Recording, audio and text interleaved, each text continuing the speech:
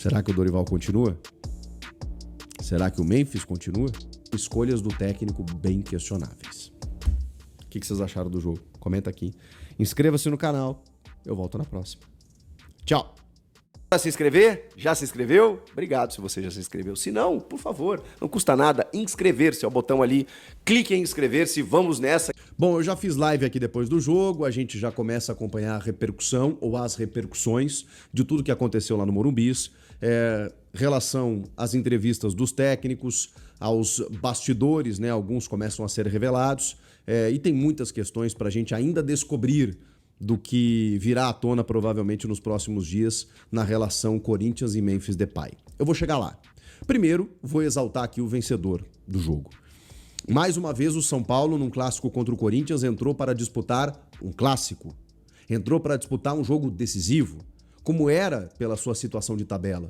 O São Paulo fez o seu melhor jogo no Campeonato Brasileiro, diante do Corinthians, como havia feito no Campeonato Paulista, diante do próprio Corinthians. O São Paulo, quando encara o Corinthians, costuma entender a importância do jogo.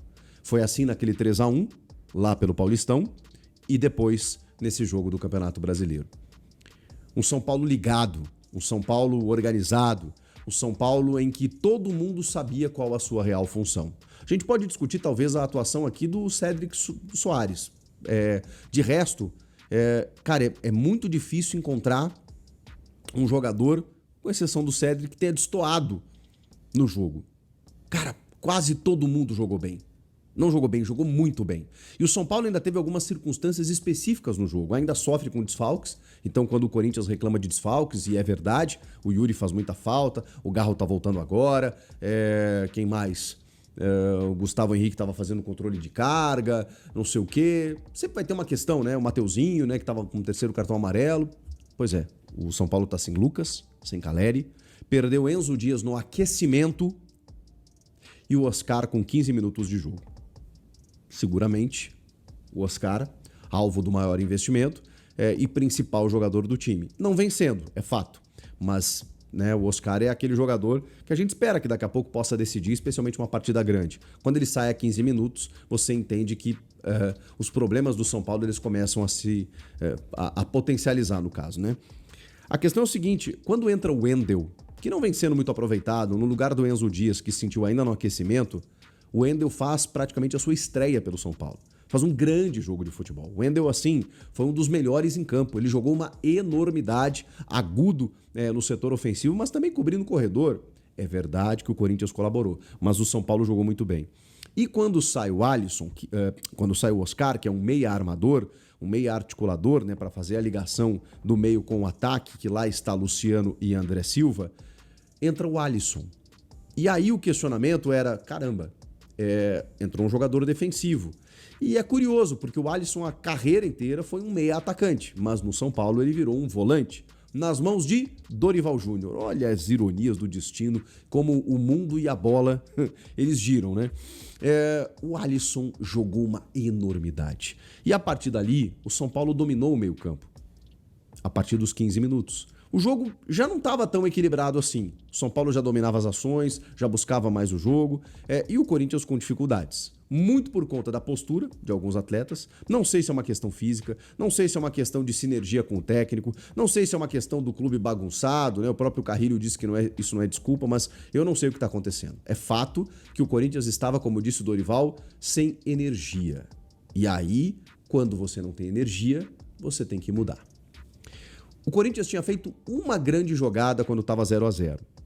O Memphis Depay volta um pouquinho, ele jogou um pouco mais pela esquerda, né? O Romero, ele foi um jogador até mais à direita, caindo por dentro, flutuando e tal, o Garro tentando chegar nos dois, e o Memphis lá na esquerda buscando o jogo, Carrilho flutuando ali por dentro também, o Martínez, mas você não tinha um jogador à frente da área.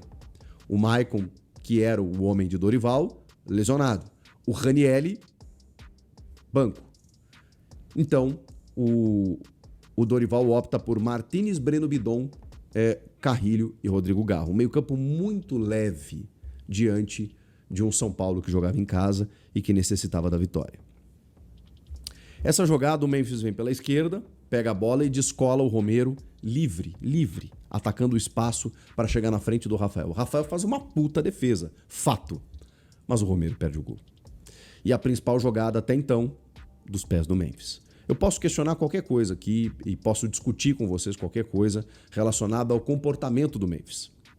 O Memphis, ele é marrento, o Memphis está criando caos, o Memphis está gerando problema, o Memphis deu uma entrevista que demitiu Ramon e Emiliano Dias, o Memphis faltou ao treino, o Memphis fez uma música lá para provocar o craque Neto, o Memphis está reclamando e notificando o clube por atrasos com ele relacionados a direitos de imagem e premiações do Paulistão. O Memphis ganha muito dinheiro. O Memphis não deveria, ao ser substituído, não voltar para o segundo tempo e ficar no banco de reservas com os colegas. Não deveria ter ido para casa mais cedo, enquanto os jogadores tomavam banho. Tudo isso eu tô com vocês. Tudo isso eu tô com vocês. Agora, vamos no fato, tá? Tudo isso são questões que a gente pode debater e elas são importantes também. Eu não vou dizer que elas não são. Agora, vamos no fato do jogo. No primeiro tempo, em que o Corinthians foi amassado pelo São Paulo, humilhado pelo São Paulo, o Corinthians teve uma chance. Essa uma chance foi gerada por Memphis Depay. Esse é o fato. A gente pode questionar e discutir outras coisas. A gente não pode discutir com o fato. O fato é esse, tá? Ok. Aí o Corinthians toma 2 gols em 3 jogos, 3 minutos talvez, os 2 do Luciano, que ama fazer gol contra o Corinthians, que é um jogador decisivo para o São Paulo, que já tinha jogado bem contra o Bragantino, porque o São Paulo, na estreia do Crespo, tomou uma taca do Flamengo, vai para o Red Bull Bragantino, que poderia ser líder, sai na frente, toma virada, empata em 2 jogadas do Luciano, 2 participações do Luciano, que dá outra cara pro time do São Paulo. O Luciano tem algo que o Dorival citou na entrevista pós-jogo: energia, disposição, personalidade. O Luciano encara um clássico como se deve. E é por isso que ele é tão querido pelo torcedor. Eu sou um crítico, assim, ferrenho do Luciano, porque eu acho que às vezes ele deixa de jogar, ele reclama muito, ele é marrento, ele é uma mala. Eu reclamo do Luciano por esse lado também. E eu não acho ele um craque, um cara que tem que ir pra seleção brasileira, nada disso. Mas eu acho que no São Paulo, ele entende onde ele tá. E entende o que precisa fazer. E sabe respeitar o torcedor. Isso o Luciano faz. Então, eu tiro meu chapéu pra ele, né? O Luciano foi lá e decidiu o confronto em 2 jogadas. A primeira, numa subida do então lateral Félix Torres, vejam só, que não volta a tempo. Quando, num contra-ataque, a bola cai no pé do André Silva, que joga muito bem fora da área. Acho que o André rende muito mais como segundo atacante ou um atacante vindo de trás. Ele encontra o Luciano na ponta esquerda, sem a cobertura do lateral, barra zagueiro, barra não sei o que, Félix Torres, e chuta no canto para vencer o Hugo Souza. Depois, um cruzamento que vem da esquerda e ele ataca o espaço de carrinho sem chance nenhuma, na cara do Hugo Souza para fazer o segundo gol. O Luciano. Em 2 jogadas, ele mata o confronto. Por quê? Porque a partir dali, o Corinthians não esboçava nenhuma reação. Nenhuma reação. O Garro estava com uma dificuldade física. Isso no primeiro tempo, tá? Depois eu vou falar do segundo. Uma dificuldade física, assim, no sentido de intensidade. Ele não conseguia entrar no ritmo do jogo. Não conseguia. É o jogador de mais qualidade técnica que tem o elenco do Corinthians. Mas ele não conseguia entrar no mesmo nível físico dos demais, no primeiro tempo. O André Carrilho não foi tanto para a direita quanto eu imaginava que ele fosse, até porque o Félix Torres subiu bem, subiu bastante, inclusive deixando espaços. Mas eu não vou questionar a escalação do Félix Torres, tá? Eu tô vendo muita gente questionar. Eu ainda preferiria do que o Léo Maná na vaga do Mateuzinho. Poxa, gente, todo mundo debateu isso antes do jogo. Que o Félix Torres, inclusive, fez bons jogos. Aí eu sou obrigado a concordar com o Dorival. Todo mundo entendia que o Félix Torres poderia jogar por ali. Porque o Léo Maná é insuficiente. Então, na ausência do Mateuzinho, tem que contratar? Claro que tem que contratar. Mas diante do que você tem, eu não vou questionar antes da bola rolar. Depois, eu não achei errado escalar, mas que ele foi mal, pelo amor de Deus, pelo amor de Deus. Como todo o setor e o sistema defensivo do Corinthians, até por não ter um cara mais fixo de proteção à defesa, meio campo do São Paulo deitou. 2-0, vem o segundo tempo. No intervalo, Dorival Júnior tira Memphis Depay. Bom, aí é o seguinte, gente.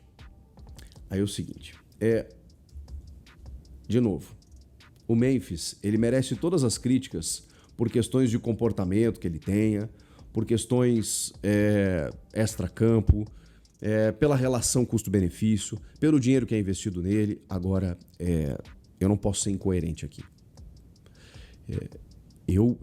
Na minha opinião, eu acho que o Memphis... Eu não sei se ele vale o que custa, porque eu não tô lá, eu não tenho o orçamento na mão, eu não tenho o contrato, não sou eu que pago, então fica difícil. Claro que todo mundo tem a sua opinião, claro que a gente faz as nossas ponderações aqui do que o cara custa e do que o cara rende, mas, cara, eu não consigo não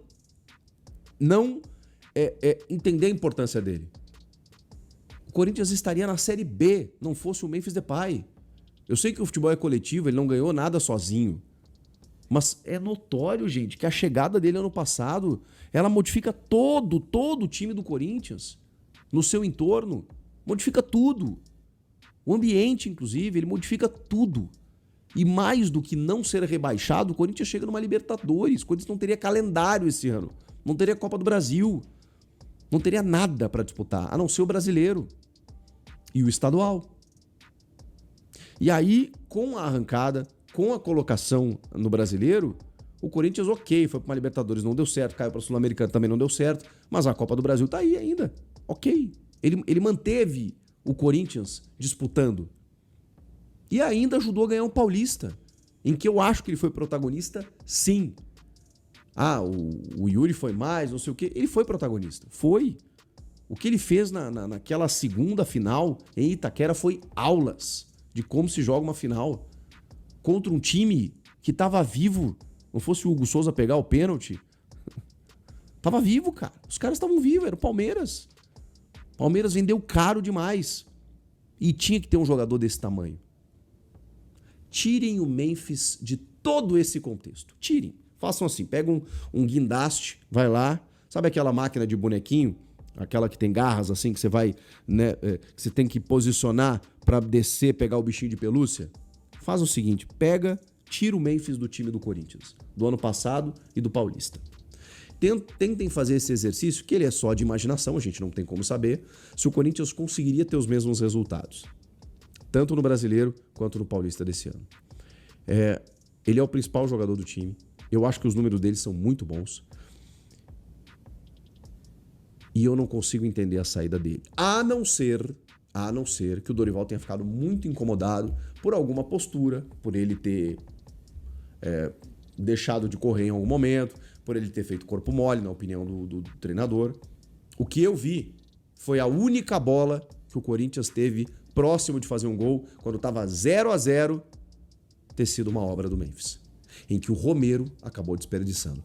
Aí, quando a gente chega ao final e percebe que o Romero jogou 90 minutos, aí eu vou dizer o seguinte pra vocês. Bom, o Romero, tudo bem, né? Esse correu pra caramba. Esse se doa. Eu não tô aqui... eu não quero minimizar uma falta de profissionalismo que foi daqui a pouco detectada pelo técnico. E ele tá lá pra tomar as suas decisões. E nem minimizar um profissionalismo que o Romero possa ter, que merece todo o respeito por isso. Agora, ele não jogou absolutamente nada, o Romero.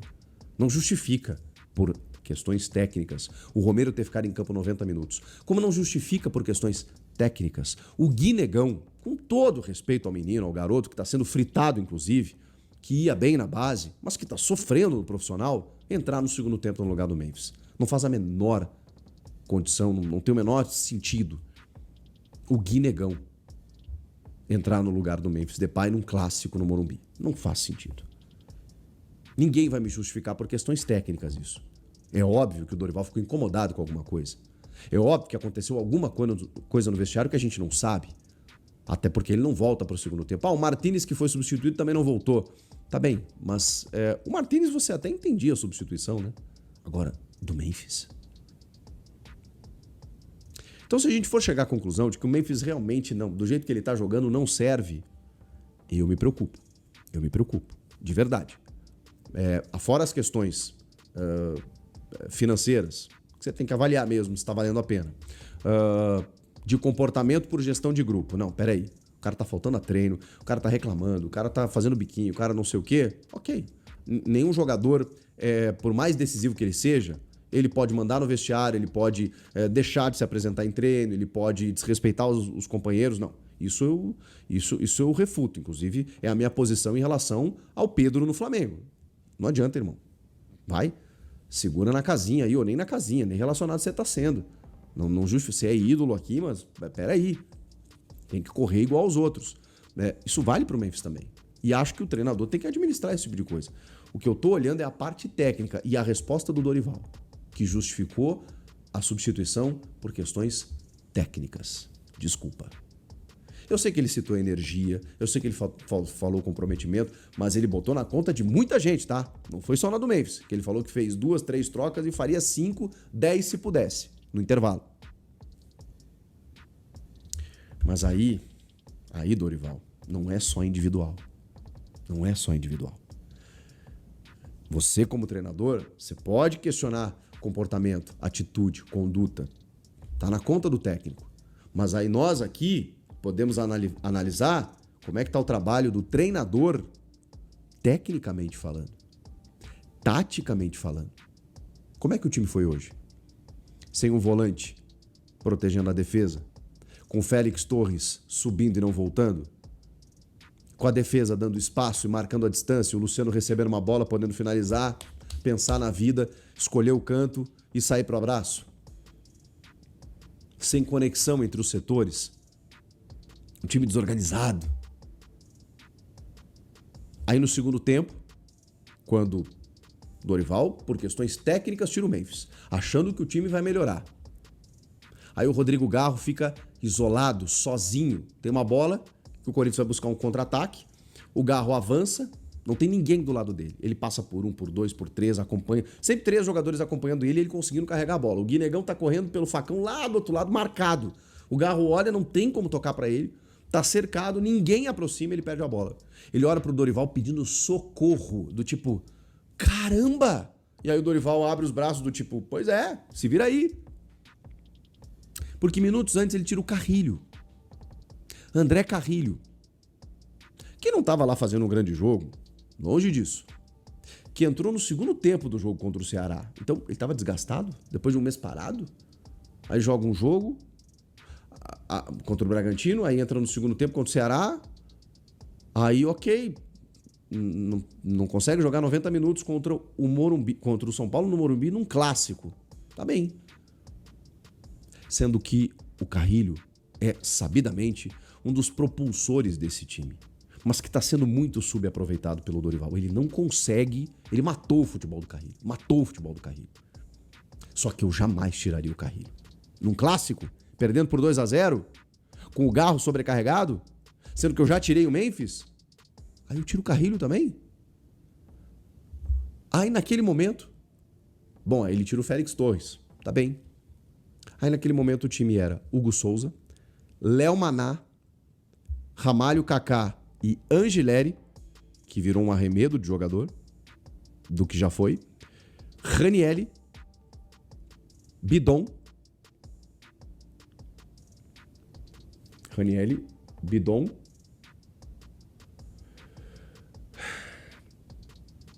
Garro, Ranielli, Bidon e Garro, e aí Thales Magno, Romero e Guinegão. Melhorou o time? Sabe por que melhorou? Sensivelmente? Porque o São Paulo administrou o resultado. E aí o Garro botou a bola embaixo do braço e falou assim, cara, vou tentar resolver alguma coisa.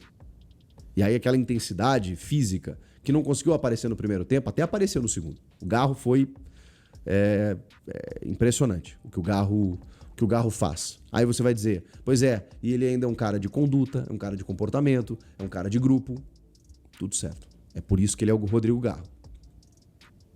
A gente pode questionar várias coisas do Memphis Depay. Isso eu não vou aceitar. Eu debato e brigo muitas vezes com colegas, né? A gente debate e respeito, obviamente respeito as opiniões. Como eu sei que muitos torcedores têm a mesma opinião, mas eu não consigo questionar a capacidade técnica e a questão técnica do Memphis. E nem acho que ele tenha se escondido do jogo. Porque acho que, repito, a principal jogada foi ele que fez. E aí ele não volta pro segundo tempo, perdendo por 2-0. Tem alguma coisa aí que a gente vai descobrir nos próximos dias. Será que o Dorival continua? Será que o Memphis continua? Eu não sei. O fato é, o São Paulo conquistou uma puta vitória. Deu uma respirada, vitória para dar moral. Primeira vitória do Crespo, terceiro jogo apenas. Vários jogadores elogiados e merecidamente. O Rafael, cara, o Rafael brilhou, hein? Pegou uma no primeiro tempo, que é a do Romero, e uma no finalzinho, que é brincadeira, numa cabeçada do Ranieri, acho que foi. No cantinho, mano, ele foi buscar. Jogou bem demais. Quando o Corinthians chegou, lá estava o Rafael. Ferrarese jogou muita bola mesmo. Marcos Antônio, que jogador. Esse foi um motorzinho no meio, todas as arrancadas do São Paulo pelo meio partiam dos pés dele. Foi um time bem diferente já, em termos de postura, de atuação, em relação ao que a gente estava vendo do São Paulo. Então a perspectiva é boa. Foi uma baita vitória. O Corinthians, meu Deus do céu, que atuação terrível e com escolhas do técnico bem questionáveis. O que vocês acharam do jogo? Comenta aqui. De campo a coisa não anda boa, fora a gente sabe que também não tá, e o Corinthians vem buscando novas formas de angariar dinheiro e a gente vai tentar entender agora. Bora falar agora sobre o Corinthians. Ronaldo Fenômeno está no mercado procurando investidores para colocar dinheiro no timão. Não é novidade que o Ronaldo gostaria de comprar a SAF do Corinthians, mas ele já percebeu que essa ideia não vai prosperar tão cedo. Qual que é a estratégia do ex-atacante do Corinthians? Encontrar gente com muita capacidade financeira que possa aplicar esse dinheiro no clube, tendo o Ronaldo como um porta-voz e alguém que ajude nas decisões. Vale a lembrança de que o Timão hoje tem 2,5 bilhões de reais de dívida, a maior dívida do futebol brasileiro. A possibilidade de SAF virou algo fora de cogitação. O Corinthians tem tido toda a dificuldade do mundo em pagar suas dívidas. Nessa última quinta-feira, por exemplo, venceu um prazo para quitação da primeira parcela de um grande acordo com a CNRD, a Câmara Nacional de Resolução de Disputas. O Corinthians não tinha 4,5 milhões de reais para fazer essa quitação. A promessa do Corinthians é de que até terça-feira, última data para apresentação do boleto pago, o Corinthians vai conseguir esse dinheiro. E para evitar novas situações como essa, é que o Ronaldo busca investidores no mercado. Resta saber como é que Gaviões da Fiel, sócios e conselheiros vão lidar com essa ideia caso o Ronaldo apresente de fato investidores. Fiel, a diretoria liberou hoje 30 milhões de direitos de TV. Era necessário para conter a crise, mas será que isso resolve ou empurra o problema para o futuro? O UOL publicou que o Corinthians contou com uma aprovação do CORE que autorizou a antecipação de 30 milhões de receitas da LFU. Esse já é o segundo adiantamento do tipo no ano, totalizando um total de 150 milhões desde o início do contrato. O clube respira agora, mas isso fecha a janela. Ajuda no curto prazo, mas sacrifica receitas futuras. Se esse tipo de ação continuar, a conta chega e vai ser pesada. O relatório revelou que a gestão externa de Osmar Stablish também já acena reduções de despesas administrativas e cortes para controlar o fluxo de caixa, que está insuficiente. Fiel, vale lembrar que antecipar hoje pode maquiar dívidas, mas não é solução de verdade. A pressão segue e sem receita nova será sufoco em breve. E você, Fiel, concorda com a solução? É inevitável ou acha que pode travar o crescimento do Corinthians? Comenta aqui, deixa o seu like, se inscreve no canal, fala o que você achou da partida do Corinthians de ontem e dessas informações do vídeo. Até a próxima, valeu e vai Corinthians!